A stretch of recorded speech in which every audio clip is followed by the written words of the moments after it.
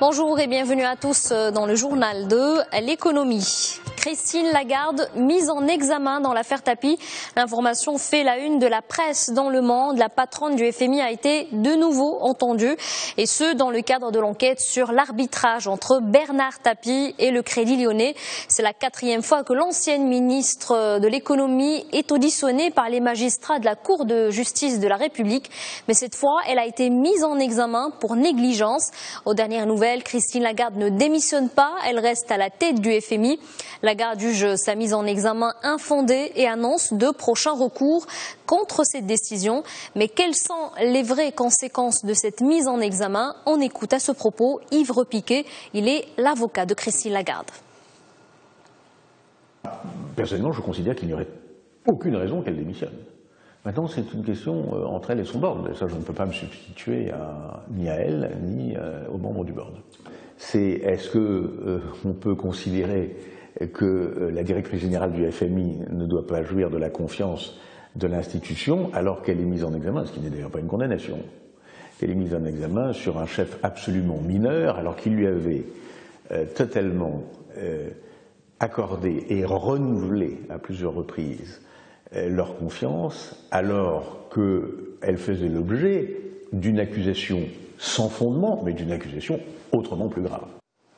Cette nouvelle qui fait l'effet d'une douche froide pour le gouvernement français. À peine nommée, la nouvelle équipe de Manuel Valls doit faire face à des chiffres négatifs de l'emploi.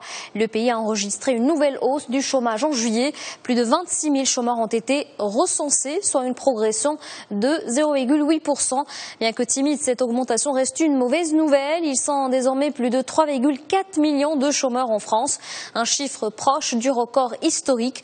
Le président français, qui tablait sur une inversion de la courbe du chômage, ne lui reste plus que quelques mois pour tenir sa promesse. Depuis l'élection de François Hollande en mai 2012, 500 000 personnes ont rejoint les rangs des chômeurs.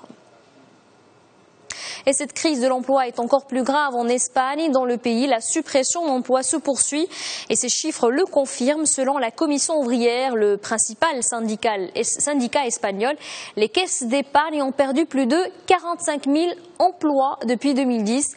Le nombre d'employés a enregistré en 2014 son niveau le plus bas. Ils ne sont désormais que 82 000 à travailler dans les caisses d'épargne contre 128 000 en 2010. Et on passe à l'actualité nationale avec cette annonce de l'IDEC. La société vient de présenter sa nouvelle structure des tranches de consommation. L'objectif est d'harmoniser la grille tarifaire avec la nouvelle disposition gouvernementale sur la hausse des prix, une augmentation des tarifs qui concerne l'électricité, l'eau potable et l'assainissement. Alors cette hausse, le gouvernement l'avait annoncée au mois de mai. Dans un communiqué, l'équipe de Benkiran avait précisé que 30% de l'enveloppe allouée à l'ONE sera assurée par des ajustements tarifaires. Autrement dit, ces 30%, l'équivalent de 14 milliards de dirhams, seront supportés par les ménages marocains. Et on s'intéresse maintenant au secteur immobilier. Le marché est en perte de vitesse. C'est ce que révèle l'analyse de BMCE Capital Bourse. La société de bourse a passé en revue les promoteurs immobiliers cotés à la place de Casablanca.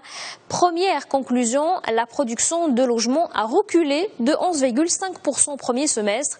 Les mises en chantier se sont stabilisées à 150 000 unités.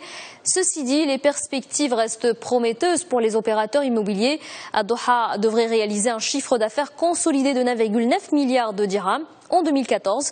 Alliance n'est pas en reste. Le promoteur immobilier devrait drainer un chiffre d'affaires de 5,7 milliards de dirhams. Et pour la filiale du CDG, la CGI, elle s'attend à 4,8 milliards de dirhams de chiffre d'affaires. Voilà pour l'actualité économique. Très bonne journée à tous sur notre antenne.